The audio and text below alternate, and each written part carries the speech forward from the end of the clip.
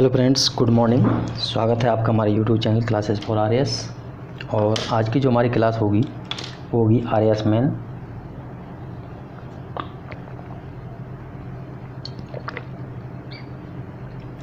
RAS main का जो paper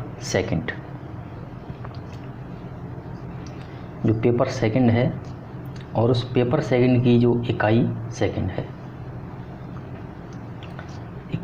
second है और इस इकाई सेकंड का जो नाम है वो नाम है सामान्य विज्ञान एवं तकनीकी। सामान्य विज्ञान एवं तकनीकी, सामान्य विज्ञान एवं तकनीकी, ये इसका नाम है। और इस सामान्य विज्ञान तकनीक में जो पहला टॉपिक है उस टॉपिक का नाम है नैनो तकनीक। और इस नैनो तकनीक में सिलेबस में 3 चीज़ें दी गई हैं। पहली है इसकी संकल्पना, दूसरी है नैनो तकनीक के अनुप्रयोग और तीसरा है भारत का नैनो मिशन।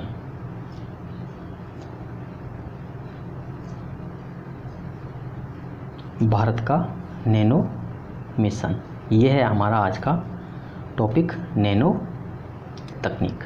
अब नैनो तकनीक से संबंधित जो क्वेश्चन आए हैं आरएएस में, जो पहले पुराने पेपरों में 2013 में, 2016 में, 2018 में, उस पर हम अगर एक नज़र डालें तो 2013 में जो क्वेश्चन आया था वो आया था कि नैनो कण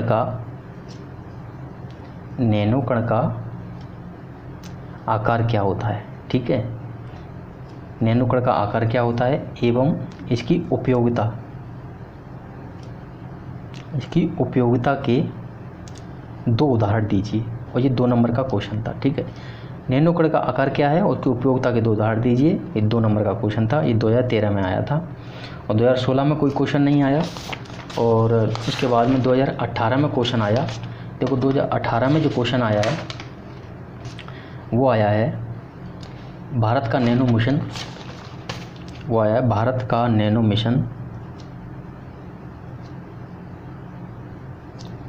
भारत का नैनो मिशन एवं इसके उद्देश्य। भारत का नैनो मिशन एवं इसके उद्देश्य, ये 5 नंबर का क्वेश्चन था, 2018 में आया था। तो देखिए आरपीएससी जो है अपने जो सिलेबस में जो चीज़ देती है उनसे डायरेक्ट क्वेश्चन पूछती है। जैसे आपने देखा ये जो नैनो कण का जो आकार है उपयोगिता है, ये हम क्या पढ़ेंगे संकल्पना में। उपयोगिता मतलब इसके अनुप्रयोग पूछ लिए। तीसरा क्वेश्चन भारत का नैनो मिशन, इसका उद्देश्य, ये डायरेक्ट क्वेश्चन दे दिया। जो सिलेबस में दिया है वही चीज़ें डायरेक्ट पूछ रही है। ठीक है, तो हमारा जो उद्देश्य होना चाहिए वो सिंपल होना चाहिए कि सिलेबस में जो चीज़ दी हुई है उसको गहराई से पढ़ें और उसी को गहराई से फोकस रखते हुए और उसको अध्ययन करें। तो आज हम नैनो तकनीक में क्या क्या पढ़ेंगे वो हम देख लेते हैं कि नैनो तकनीक में सबसे पहले हम पढ़ेंगे संकल्पना। और इस संकल्पना में जो हम चीज़ पढ़ेंगे, सबसे चीज़ पढ़ेंगे वो होगी नैनो का अर्थ क्या होता है। दूसरे नंबर पे हम पढ़ेंगे कि नैनो की माप क्या होती है। तीसरी पे जो नैनो कण होते हैं वो बृहद स्तर पे तो जो पदार्थ होते हैं, क्योंकि नैनो कण अब बृहद स्तर पर जो पदार्थ होते हैं उनका ही छोटा रूप होता है, लेकिन वो नैनो स्तर पे उनसे अलग गुणधर्म प्रदर्शित करते हैं। तो वो जो गुणधर्म होते हैं उन गुणधर्मों के अलग होने के क्या कारण हैं हम उनको जानेंगे। इसके बाद में इससे संबंधित कुछ वैज्ञानिक हैं, उन वैज्ञानिकों के बारे में पढ़ेंगे। इसके बाद में हम नैनो उत्पादों के बारे में पढ़ेंगे कि नैनो उत्पाद कौन कौन से हैं, क्या क्या हैं, नैनो उत्पादों के बारे में पढ़ेंगे। इसके बाद में हम नैनो की विधियां पढ़ेंगे कि नैनो पदार्थ जो हैं कौन कौन सी विधियों से बनाए जाते हैं। तो नैनो की विधियां पढ़ेंगे। और इसके बाद हम पढ़ेंगे कि नैनो के चरण, कौन सा चरण चल रहा है वर्तमान में, तो नैनो के चरण पर पढ़ेंगे। पहला हम अर्थ पढ़ेंगे, फिर माप पढ़ेंगे, फिर उसके गुणधर्म के बदलने के कारण पढ़ेंगे, संबंधित वैज्ञानिकों को पढ़ेंगे, नैनो उत्पाद देखेंगे, उसकी विधियाँ देखेंगे, उसके चरण देखेंगे। तो सबसे पहले हम लेते हैं नैनो का अर्थ। नैनो का क्या अर्थ है। वास्तव में जो नैनो पदार्थ है, नैनो जो शब्द है, ये शब्द है अंग्रेजी का। किस भाषा का शब्द है, ये अंग्रेजी भाषा का शब्द है और इसका जो अर्थ होता है वो होता है अति सूक्ष्म पदार्थ। अति सूक्ष्म पदार्थ, नैनो का अर्थ होता है ये। लेकिन ये जो नैनो शब्द है वो निकला है नैनोज से। किस शब्द से निकला है? नैनोज शब्द से निकला है, नैनोज। ये जो नैनो शब्द है वो है ग्रीक भाषा का, और इसका जो अर्थ होता है, इस नैनो शब्द का जो अर्थ होता है वो होता है बोना। क्या होता है? बोना। बोने को हम इंग्लिश में कहते हैं ड्वार्फ। ठीक है। तो नैनो का अर्थ होता है कि अन्य पदार्थों के मुकाबले छोटी अवस्था। अन्य पदार्थों के मुकाबले कोई चीज़ बोनी होती है, छोटी होती है, तो उसको हम कहते हैं नैनो। जैसे अगर हम एग्जांपल लें, नैनो कार। नैनो कार का आपने नाम सुना होगा, नैनो कार आई थी, वो अन्य कारों के मुकाबले छोटी थी, इसलिए हम उसको नैनो कार कहते थे। तो नैनो का अर्थ होता है बोना होना, अति सूक्ष्म होना, छोटा होना। अब हम चलेंगे कि नैनो की माप। अब हम माप को पढ़ेंगे कि नैनो की माप एक्चुअल में कितनी होती है और क्या होती है, और कैसे हम नैनो की माप तक पहुँचेंगे उसको हम पढ़ेंगे। तो सबसे पहले हम चलेंगे कि सबसे जो प्रसिद्ध इकाई होती है वो होती है मीटर। ठीक है। अब मीटर में मान लो ये है मीटर, ये है 1 मीटर। ठीक है। 1 मीटर, अगर हम एक मीटर को अगर हम 1000 बराबर हिस्सों में बांटेंगे, ठीक है, तो ये सब 1000 जो 1000वां हिस्सा होगा, इसका 1000वां जो हिस्सा होगा उसको हम कहेंगे मिलीमीटर। मिलीमीटर यानी कि अगर हम इस मीटर को इस तरीके से 1000 बराबर टुकड़ों में बांटें तो हर एक टुकड़ा जो होगा वो टुकड़ा होगा मिलीमीटर। या फिर हम दूसरी भाषा में इसको ये कहें कि 1 मीटर 1000 मिलीमीटर से मिलके बना होता है। ठीक है। या हम ये कहें कि 1000 मिलीमीटर मिलके 1 मीटर का निर्माण करती है। तो ये होती है पहली इकाई मीटर। तो हम यहाँ लिखेंगे 1 मीटर बराबर 1000 मिलीमीटर। ठीक है। अब हम मिलीमीटर को लेते हैं। ये तो हमने 1 मीटर देखा। ठीक है। अब ये 1 मीटर था जो 1000 मिलीमीटर में हमने बदल दिया, 1000 मिलीमीटर में बदल दिया। अब हम इस एक टुकड़े को, ये जो टुकड़ा है, ये जो एक टुकड़ा है मिलीमीटर का, इसको हम यहाँ पे बड़े रूप में लेते हैं। ये इसका बड़ा रूप हो गया मिलीमीटर का। जिस तरीके से हमने 1 मीटर को 1000 मिलीमीटर में बांटा था, इसी तरीके से जो 1 मिलीमीटर होता है वो 1000 माइक्रोमीटर से मिलकर बना होता है। 1000 माइक्रोमीटर से मिलकर बना होता है। ठीक है। या हम यूँ कहें कि 1000 माइक्रोमीटर मिलके 1 मिलीमीटर का निर्माण करते हैं। आगे बात समझ। तो हम यहाँ लिखेंगे 1 मिलीमीटर बराबर 1000 माइक्रोमीटर। या फिर हम यूँ कहें कि 1 मीटर में कितने माइक्रोमीटर होते हैं, तो 1000 इंटू 1000,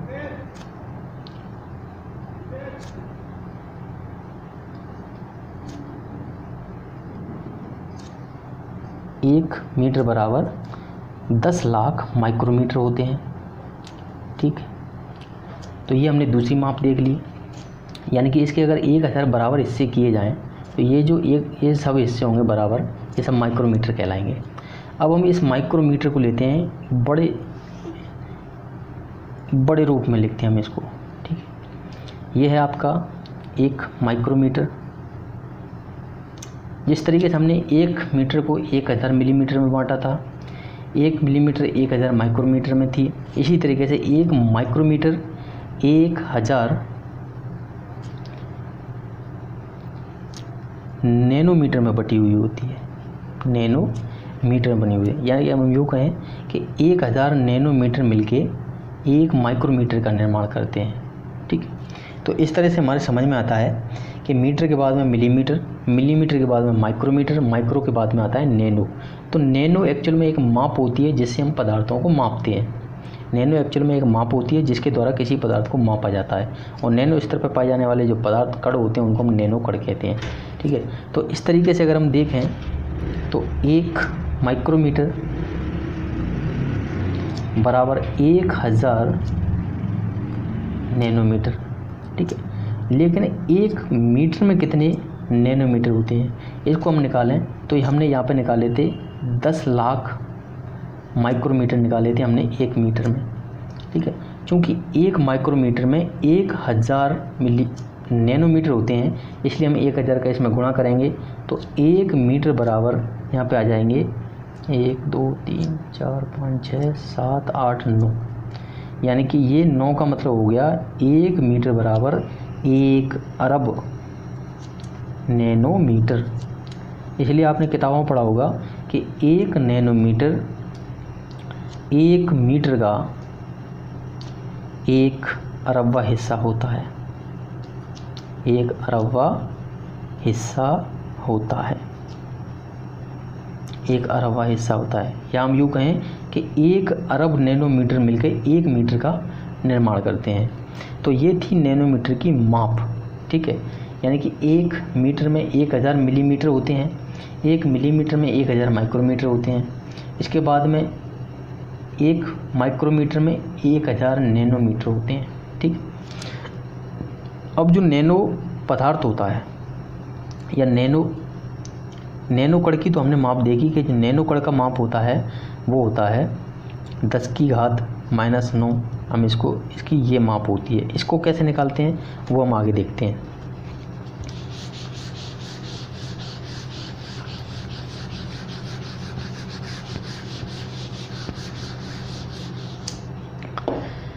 हमने देखा कि 1 मीटर बराबर 1 अरब, कई, दहाई, सैकड़ा, हज़ार, 10,000, लाख, 10 लाख, करोड़, 10 करोड़, अरब। तो इसमें होती हैं 9 बिंदी, ये होती हैं 1 अरब नैनोमीटर। तो 1 मीटर बराबर 10⁹ नैनोमीटर, हम इसको ऐसे भी लिख सकते हैं, ठीक है।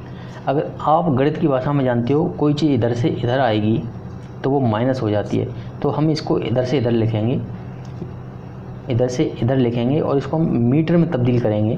तो इसलिए हम कहते हैं ये 10⁻⁹ मीटर, 10⁻⁹ मीटर होता है 1 नैनोमीटर का आकार, ठीक। ये एक तो यहीं रहा, इसको हमने नैनोमीटर को यहाँ पर रख दिया और मीटर को हमने जब यहाँ पे लाए तो ये हो गया 10⁻⁹ मीटर। आई बात समझ में? यानी कि 1 मीटर बराबर 10⁻⁹ नैनोमीटर होते हैं, ठीक है। 1 मीटर में 10⁻⁹ नैनोमीटर होते हैं, यानी कि 1 अरब नैनोमीटर होते हैं। अब 1 नैनोमीटर में कितने मीटर होते हैं, ठीक है। तो नैनोमीटर हमने इससे नैनो यहाँ से उठाया और यहाँ रख दिया और मीटर हमने यहाँ रख दिया, तो चीज़ अब इधर से इधर आती है मैथ में तो माइनस लग जाता है उसमें। तो ये होता है 10⁻⁹ मीटर। इस तरीके से इसका माप निकाला जाता है कि 1 नैनोमीटर कितने मीटर के बराबर होता है, 10⁻⁹ मीटर के बराबर होता है, ठीक है। अब इस तरह पे जो पदार्थ होते हैं उनको देखने के लिए 2 तरह की जो टेलीस्कोप होते हैं उनका यूज किया जाता है। तो उन टेलीस्कोप को हम देख लेते हैं। उन टेलीस्कोप का क्या नाम होता है। एक होती है स्कैनिंग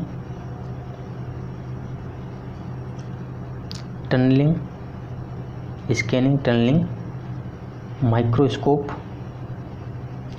और वर्तमान में जो चीज़ यूज की, ये तो सबसे प्राथमिक है, सबसे पहले इसी का आविष्कार हुआ था और इसी के आविष्कार होने के बाद ही जो नैनो क्षेत्र है उसमें क्रांति आई थी।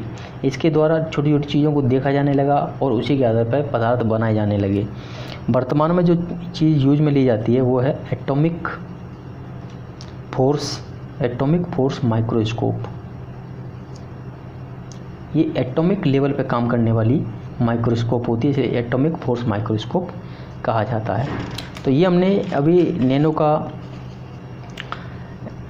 माप देखा, नैनो का अर्थ देखा, ठीक है। तो नैनो का माप और नैनो का अर्थ हमने जान लिया। अब हम जानेंगे नैनो पदार्थ क्या होता है।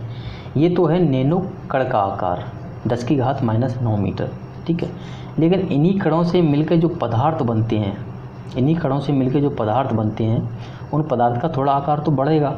जैसे ये 10⁻⁹ मीटर का आकार है, मान लो ये वाला, है ना। ऐसे ही कणों, इसमें कम से कम 5-6 जितने भी कण मिलाए जाएंगे जब भी तो एक पदार्थ बनेगा। जैसे मान लो एक नैनो कार बनानी है, नैनो कार बनाने के लिए फिर उसमें ये टायर भी बनाना पड़ेगा उसके लिए, ठीक है। इस तरीके से उसकी चेसी भी बनानी पड़ेगी, तो इसका आकार थोड़ा सा बड़ा हो जाएगा। तो नैनो कण जो होते हैं वो तो होते हैं एक्चुअल में 10⁻⁻9 मीटर के, लेकिन जो नैनो पदार्थ होते हैं उनका जो आकार होता है वो 10⁻9 मीटर से लेके और 10⁻7 मीटर के मध्य इनका आकार होता है, ठीक है। नैनो पदार्थों का आकार क्यों बढ़ जाता है, वो ये इस कारण होता है। अगर क्वेश्चन आए कि नैनो पदार्थ का आकार क्या होता है, तो नैनो पदार्थ का आकार ये होता है, और नैनो कण का आकार क्या होता है, नैनो कण का आकार ये होता है, ठीक है। अब ये तो हो गया अब नैनो कण और नैनो पदार्थ। अब नैनो पदार्थों से संबंधित जो तकनीक होती है, नैनो पदार्थ जिस तकनीक के माध्यम से बनाए जाते हैं और जिस तकनीक के माध्यम से इसका अध्ययन किया जाता है, उसी तकनीक को हम कहते हैं नैनो तकनीक। इस तरीके से नैनो तकनीक का नाम आता है, ठीक। अब इससे संबंधित कुछ स्केल्स हैं, उन स्केल्स को हम देख लेते हैं और स्केल्स पे हम देखेंगे कौन सी फोर्स किस स्केल पे काम करती है, हम उसको भी देखेंगे। तो हम स्केलों पर जाएं, अगर हम स्केल्स पर जाएं, स्केल्स यानी कि माप, तो जो 10⁻³ मीटर का जो आकार होता है इसको हम कहते हैं मिलीमीटर। जो हमने अभी थोड़ी देर पहले देखा था इसको हम कहते हैं मिलीमीटर, ठीक। ये जो मिलीमीटर होता है इसको हम नग्न आँखों से देख सकते हैं। इस आकार के जो पदार्थ होते हैं उनको हम नग्न आँखों से देख सकते हैं, और इस आकार पे जो लॉ काम करता है, जिस बल का जो लॉ काम करता है वो होता है गुरुत्वाकर्षण का बल। इसको हम कहते हैं law of gravity. Law of gravity इस पे काम करती है। इस पे कौन से लॉ काम करते हैं, ग्रेविटी के लॉ काम करते हैं। यानी कि इससे जो बड़े पदार्थ होते हैं, इससे जो बड़े पदार्थ होते हैं इस आकार के, और इससे बड़े जो पदार्थ होंगे उन पे काम करेगा लॉ ऑफ ग्रेविटी, और इसको हम नग्न आँखों से देख सकते हैं। इसके बाद जो आकार आता है वो 10⁻6 मीटर, इसको हम कहते हैं माइक्रोमीटर। माइक्रोमीटर, ये जो माइक्रोमीटर होता है इसको देखने के लिए हमें माइक्रोस्कोप का यूज करना पड़ता है। माइक्रोस्कोप के माध्यम से ही हम इसको देख सकते हैं।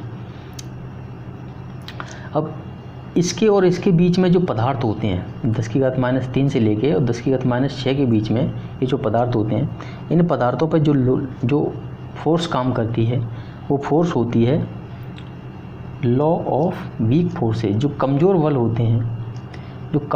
होते हैं वो बल काम करते हैं इस स्तर पर, ठीक।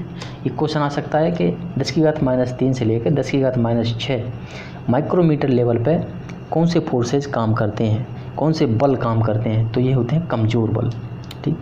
अब इसके बाद हम चलते हैं आगे 10⁻9 मीटर, ये होता है नैनोमीटर, इसको बोलते हैं नैनोमीटर।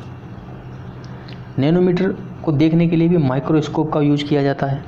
माइक्रोस्कोप, इस नैनोमीटर पे जो फिजिक्स के लॉ होते हैं, कोई भी फिजिक्स का लॉ ऑफ फिजिक्स ये इस पे काम नहीं करते हैं, ठीक है। यानी कि नो लॉ ऑफ फिजिक्स, कोई भी फिजिक्स का लॉ इस स्तर पर काम नहीं करता है। इस स्तर पर जो फिजिक्स के नियम काम करते हैं वो कहलाते हैं क्वांटम फिजिक्स। वो कहलाते हैं क्वांटम फिजिक्स के नियम इस पे काम करते हैं, ठीक है।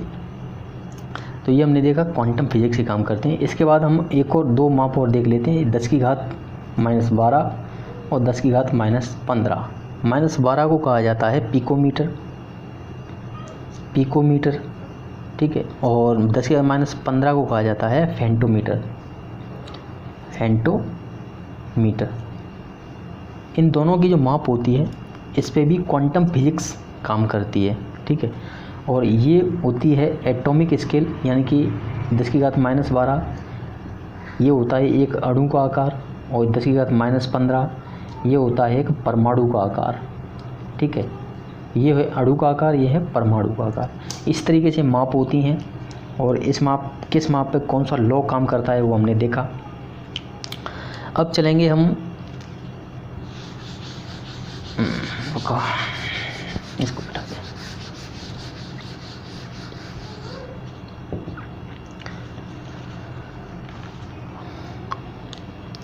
अब हम ये देखते हैं कि जो नैनो पदार्थ होते हैं, ठीक है, नैनो पदार्थ के जो गुणधर्म होते हैं ना, इसके जो भौतिक गुण, रासायनिक गुण, वो अपने बृहद जो पदार्थ होते हैं, इसके बृहद पदार्थ, इस बृहद पदार्थ से अलग होते हैं। इनके जो गुणधर्म होते हैं वो इसके बृहद पदार्थों से अलग होते हैं। अब इसके कौन कौन से गुण कैसे अलग होते हैं, इनके हम एग्जाम्पल देख लेते हैं। जैसे हम सोना लें, सोना, ठीक है, सोने का जो कलर होता है वो पीला होता है। कैसा होता है? पीला होता है। लेकिन इसी सोने को अगर हम नैनो आकार पर देखें तो उसका जो रंग है वो हमें लाल नज़र आता है, ठीक है। तो इसका जो गुणधर्म है वो अलग हो गया, इसका जो भौतिक गुण पीला हो गया, इसका भौतिक गुण ये लाल हो गया, तो गुणधर्म अलग प्रदर्शित कर रहा है। दूसरा एक पदार्थ है जिंक ऑक्साइड।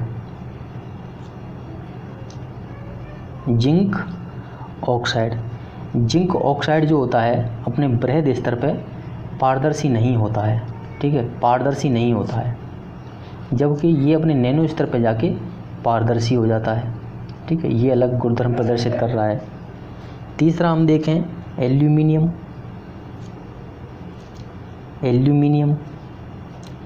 ये जो एल्यूमिनियम होता है ये ज्वलनशील नहीं होता है। आपने एल्यूमिनियम देखा होगा, वो ज्वलनशील नहीं होता है, वो जलता नहीं है, ठीक है। लेकिन अगर इसको नैनो स्तर पर अगर हम जाके देखते हैं तो वहाँ ये ज्वलनशील हो जाता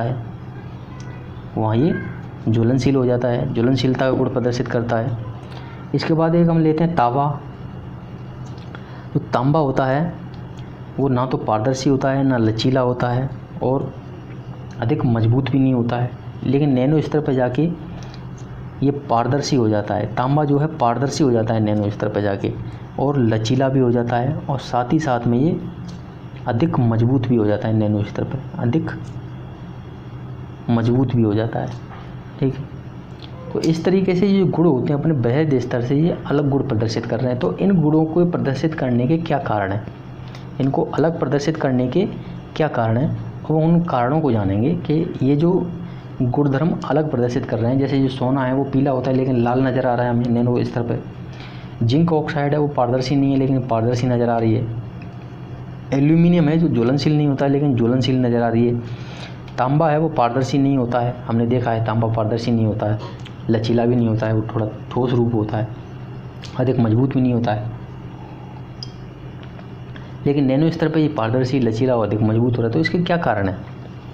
तो एक कारणों पर चर्चा कर लेते हैं कि इसके क्या कारण होते हैं।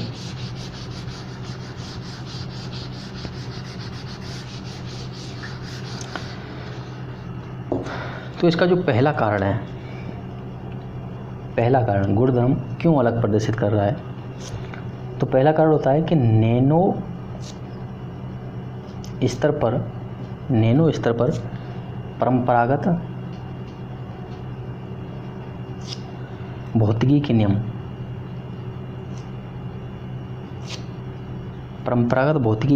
नियम लागू नहीं होते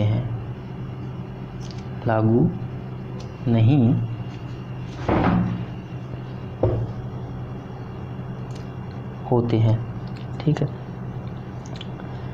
जो नैनो पदार्थ होते हैं,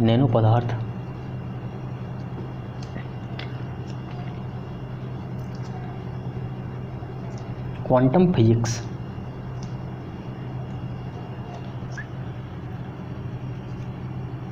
के नियमों से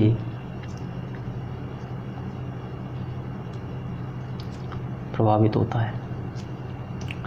यानी कि जो नैनो स्तर पे हमने देखा था कि नैनो स्तर पर कौन सा लॉ काम कर रहा था, क्वांटम फिजिक्स काम कर रही थी, जबकि बृहद स्तर पर ग्रेविटेशन के जो लॉ होते हैं वो काम करते हैं। तो यही कारण है कि ये जो नैनो स्तर पर जो पदार्थ होते हैं अपना एक अलग व्यवहार प्रदर्शित करते हैं, ठीक है। दूसरा जो कारण है इसका वो ये है कि नैनो स्तर पर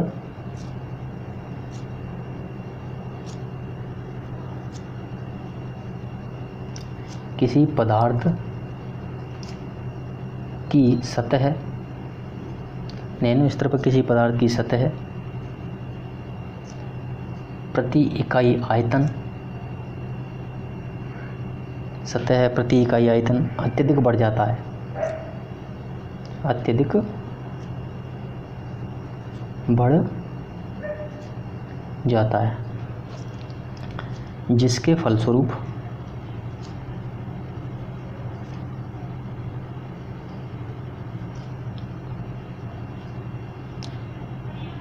ऊर्जा स्थानांतरण प्रभावित होता है।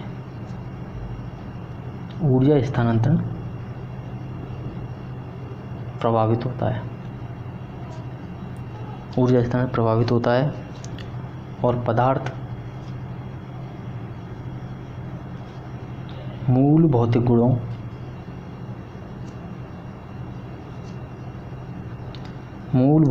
में परिवर्तन दिखाता है।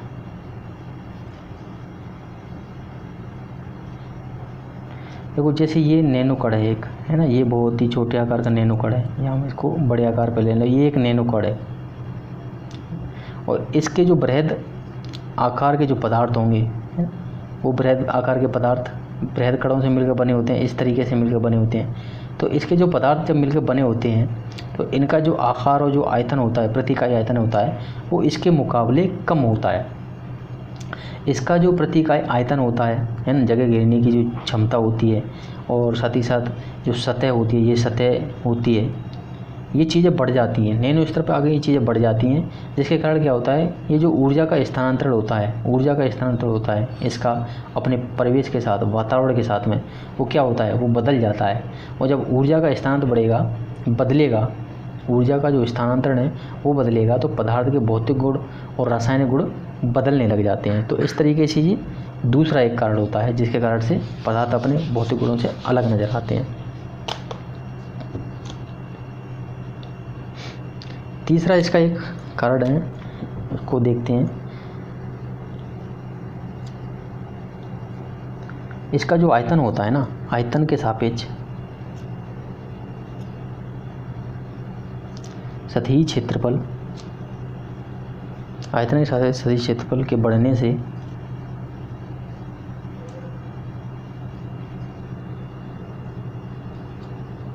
पदार्थ की रासायनिक अभिक्रियाशीलता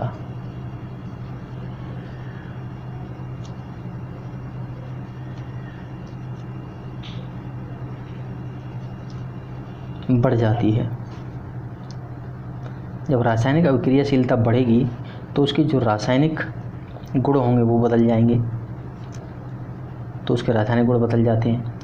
यानी जब उसका सतही क्षेत्रफल बढ़ता है तो ऊर्जा का स्थानांतर बढ़ता है, ऊर्जा का स्थानांतर बढ़ेगा, ऊर्जा जब प्रभावित होगी तो उससे दो गुण बदल जाते हैं, भौतिक गुण भी बदलते हैं और उसके रासायनिक गुण भी बदलते हैं। तो ये तीन कारण होते हैं जिसके कारण से जो नैनो पदार्थ हैं अपने बृहद पदार्थों से अलग गुणधर्म प्रदर्शित करते हैं। अब हम नैनो तकनीक से संबंधित जो वैज्ञानिक हैं उन वैज्ञानिकों के बारे में चर्चा करेंगे। तो वैज्ञानिकों के बारे में हम चर्चा कर लेते हैं। एक प्रमुख वैज्ञानिक,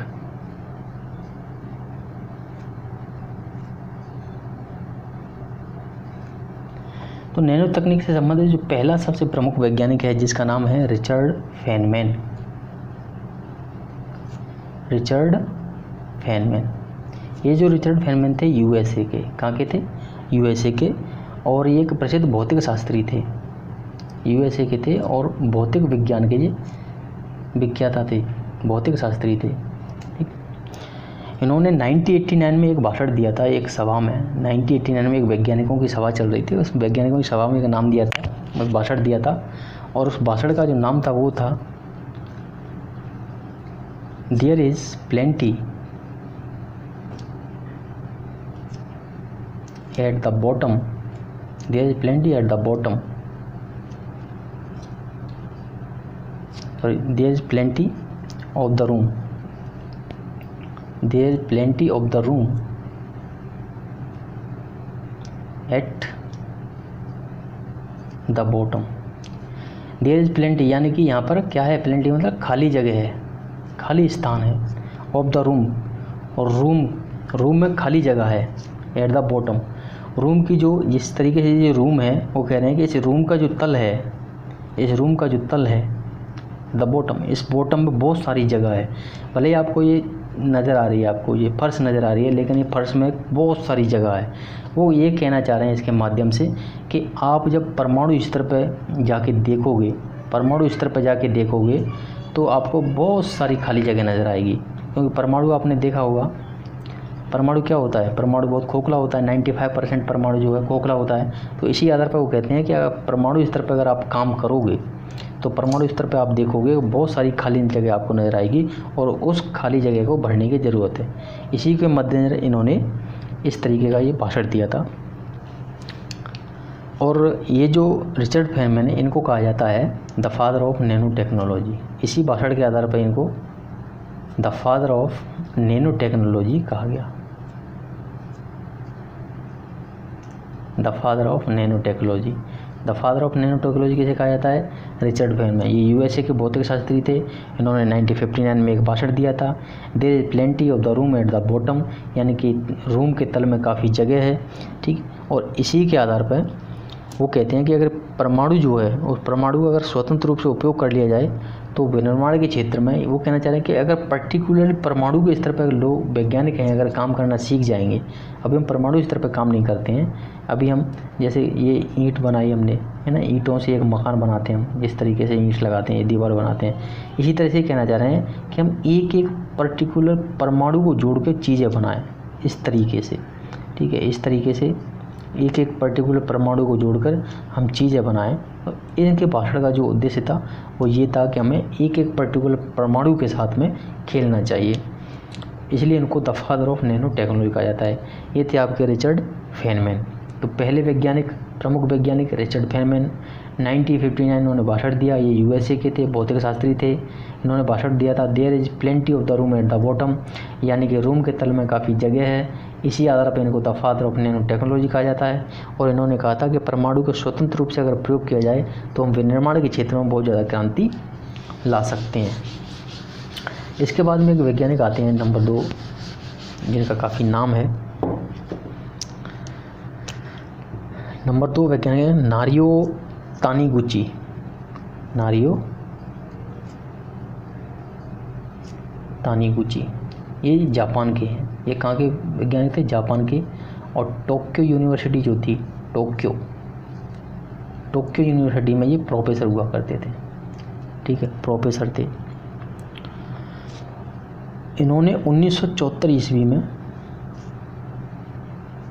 सबसे पहले 1974 ईस्वी में उन्होंने सबसे पहले नैनो शब्द का उपयोग किया था। किस शब्द का उपयोग किया? नैनो शब्द का सबसे पहले उपयोग किसने किया? नारियो तानीगुची ने किया था, ठीक। ये क्वेश्चन आया कि नैनो शब्द का सबसे पहले प्रयोग किस वैज्ञानिक ने किया? तो वो थे जापान के टोक्यो यूनिवर्सिटी के प्रोफेसर नारियो तानीगुची। कब किया? 1974 में इन्होंने इसका उपयोग किया था। और जो नारियो तानीगुची हैं, इनको कहा जाता है the father of top down nano technology, the father of top down nano technology, the father of top down nano technology. ये एक विधि होती है, जब हम विधियाँ पढ़ेंगे तो विधियाँ, 2 तरह की विधियाँ होती हैं नैनो पदार्थों को बनाने की। एक होती है बॉटम अप, एक होती है टॉप डाउन। टॉप डाउन का मतलब ये है कि एक बड़ा बृहद पदार्थ है, इस बृहद पदार्थ को इस तरीके से तोड़ो, फिर इसका एक भाग लो, इसको तोड़ो, फिर इसका एक भाग लो, इसको तोड़ो, इस तरीके से तोड़ के नैनो स्तर पर पहुंच जाओ। तो ये होती है टॉप डाउन नैनो टेक्नोलॉजी। और इसके पितामह कहा जाता है नारियो तानीगुची को। किसे कहा जाता है? नारियो तानीगुची। इसके बाद हम दूसरा वैज्ञानिक लेते हैं, ये थे नारियो तानीगुची।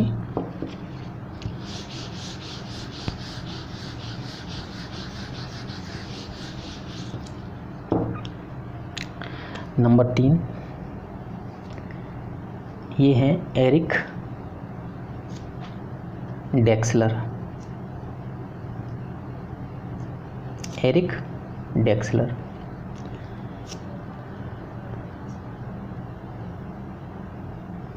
रिचर्ड फेनमैन थे, उन्होंने सबसे पहले भाषण दिया। नारियो तानीगुची ने नैनो शब्द का सबसे पहले उपयोग किया। रिचर्ड फेनमैन और नारियो तानीगुची के बाद में एरिक ड्रेक्सलर व्यक्ति थे जिन्हें वास्तविक रूप से नैनो तकनीक के विकास का श्रेय दिया जाता है।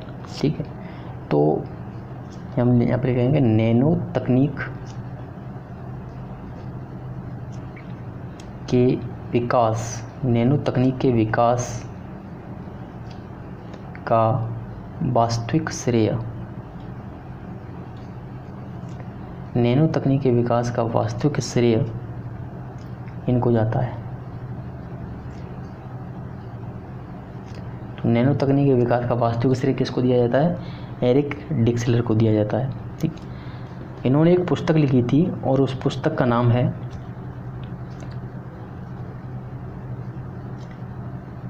Engines of creation. इनकी पुस्तक का नाम क्या है? Engines of creation, coming era of, engines of creation coming era of nano technology. इनकी पुस्तक का नाम क्या है? ये प्री का फैक्ट है, प्री में ये क्वेश्चन आ सकता है क्योंकि nano technology pre plus main दोनों में है। ये जो नैनो टेक्नोलॉजी है प्री प्लस मेन दोनों है और दोनों के लिए ये जो टॉपिक है बहुत ही महत्वपूर्ण है।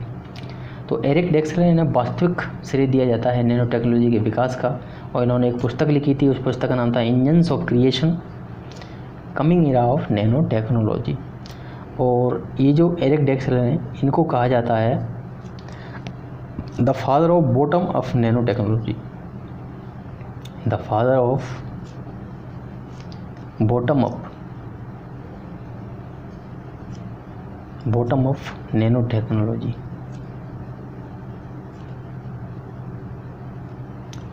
The father of bottom of nano technology इनको कहा जाता है।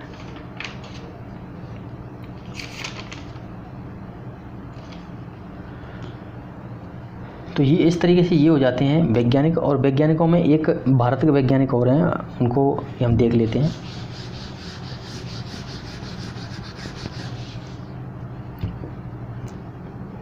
क्योंकि इनका नाम आ सकता है, क्योंकि इनसे संबंधित एक ही फैक्ट है। ये वैज्ञानिक हैं CNR राव। ये है CNR राव। CNR राव को the father of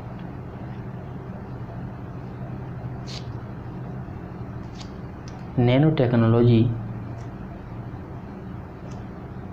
the father of nano technology in India, the father of nano technology in India कहा जाता है।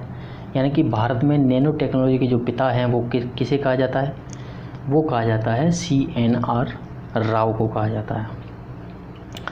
अब जो नैनो उत्पाद हैं, नैनो उत्पाद को हम देखेंगे कि नैनो उत्पाद क्या होते हैं।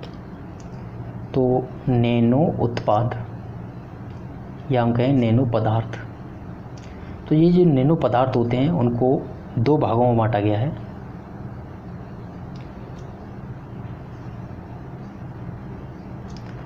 पहले हैं कार्बन युक्त नैनो पदार्थ,